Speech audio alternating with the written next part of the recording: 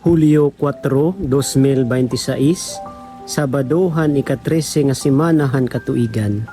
Nga na natin Ebanghelyo, yan ang adlaw, kinuha dinhan Ebanghelyo nga sinurat ni San Mateo, Kapitulo 9, versikulo 14, tubtub ka 17. Pagbasa, tikangan santos nga Ebanghelyo, sumala kan San Mateo. Dinaop kan Hesusan mga sakop ni Juan nga parabunyag, nga nagpakiana. Kay ano nga agsub magpuasa kami nganan mga Pariseyo, kundi diri man nagpupuasa an imo mga tinunan.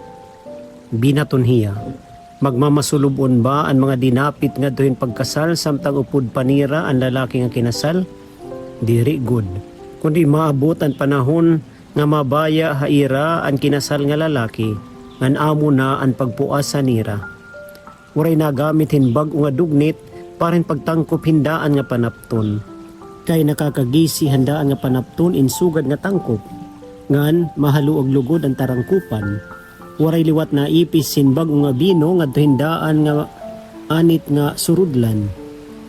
Kung buhaton ini, mabuburit an surudlan kay magigisi man an anit ngan makakarag an bino. Lugod isinusulod ang bag nga bino nga hinbag nga anit nga surudlan ngan waray may nakakarag. An Ebanghelyo han Ginoo, pagdayawan ka Kristo. Maupay nga oras mga kabugtuan ko didakan Kristo, didahan naton Ebanghelyo anaton Ginoo Kristo, ginamitin tutulo nga mga metaphors pag-explain han mahiunong hiton aton pagtuo, mahiunong hiton aton pagbag-o ngan pagbaya hiton sala. Dida hiningay ginamit nga mga imahe, gin papahinumdum kita hitaton Ginoo Kristo nga siyahan iton aton pagtuo, kinahanglan bulig itaton bugos nga pagkatawo. Siring pa, faith involves our whole being, our heads, our hearts, and our hands. Itaton paghuna-huna, itaton inaabat nga niton aton mga buhat nga diri sugad hindugnit la nga igintatangkop iton aton pagtuo. For example, diri la kita unta nangangadi, dida ngin may da naton inaaro or dida ngin may da naton problema o sakit, diri la daman unta kita nagbubuutan kun Domingo and the rest of the days nagpipinasaway na kita.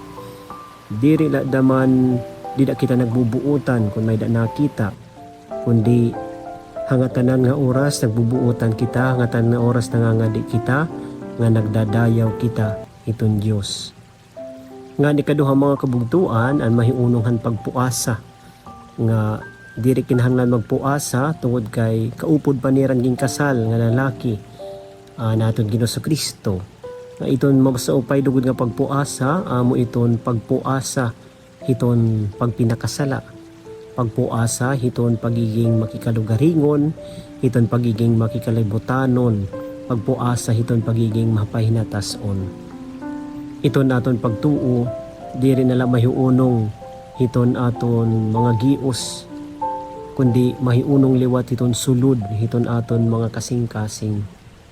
Ikatulo mga kabugtuan nga hikita unta, diri kita mahadlok hiton pagbag-o, hiton pagtubo, ngan hiton paging hinugad kan Kristo.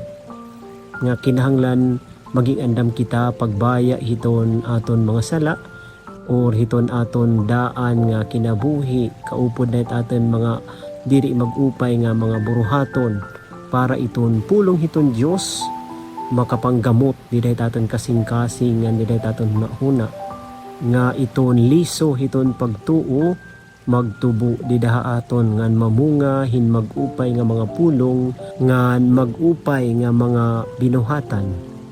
It aton mga kasing-kasing unta maging sugad-sugad hin bag-o nga surudlan, para makarawat naton iton bag-o nga mensahe hiton pulong hiton Dios, hiton maupay nga sumat hiton aton Ginoo Kristo.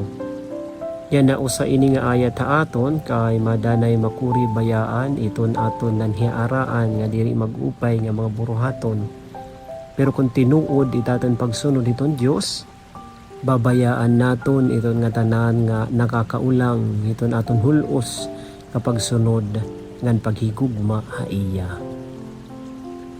Amen.